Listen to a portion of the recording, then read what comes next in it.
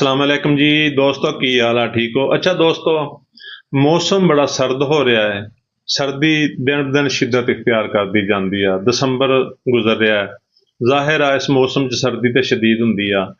ते दोस्तों अक्सर लोग आते ने कहते डॉक्टर साहब खुश्की बहुत हुई पई आ, कोई दवाई दिओ। कई लोगों की जिल्द फट जाती है, कईयां दे हत्थ फट जाते हैं, कईयां दे होंठ फट जाते हैं।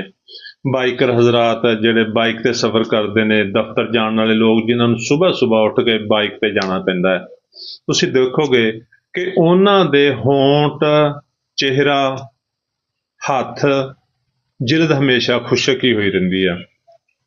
उंगलियां दे पोर फट जाना, जिल्द खुशक हो जाना, चमड़े की तरह जिल्द खुशक हो जाती है। जिवें चमड़ा खुशक होया होवे ना, ते उहदे उत्ते खुश्की हुंदी आ, एवें सख्त हुंदी आ, चमड़े की तरह एवें जिल्द सख्त हो जाती आ। ते दोस्तों मौसम सरमा की होर भी बड़ी तकलीफ आ। जिवें जिवें ही मौसम सरमा शुरू होंदा है, अक्सर लोगों नूं खारिश हो जाती है, और जिवें ही मौसम सरमा खत्म होंदा है, खारिश ठीक हो जाती है। यानी मौसम खारिश सरमा दे विच होण वाली खारिश, चेहरे ते दराड़ां पड़ जाणियां खुश्की नाल, हत्थ पांव फट जाना या होंठ फट जाना। दोस्तों अक्सर लोग कहते जी तेल बड़ा लाउने आ, लेकिन होंठ भी खुशक, जिल्द भी खुशक, बाल भी खुशक। डॉक्टर साहब बड़े प्रॉब्लम आए पे आ। साडी अज दी रैमडी एक ऐसी रैमडी आ जिहड़ी कि तुहानूं किसी भी क्रीम की जरूरत नहीं पैगी, किसी तेल लाने की जरूरत नहीं पैगी, किसी कोल्ड क्रीम की जरूरत नहीं पैगी।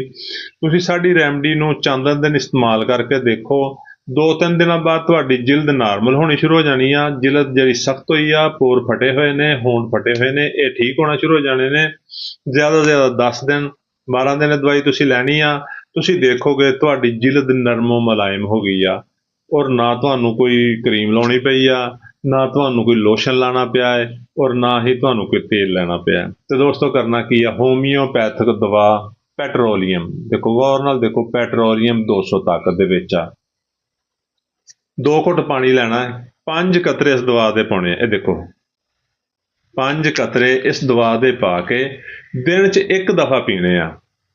तुसीं देखोगे जिवें तुसीं दवाई पीनी शुरू कीती आ, चंद दिन बाद तुहाडे जिस्म दी खुश्की, ये जरूरी नहीं हत्थां पैरां दी खुश्की, सारे जिस्म दी खुश्की, जिन्नी भी खुश्की हो चुकी आ, और वो ठीक हो जानी आ।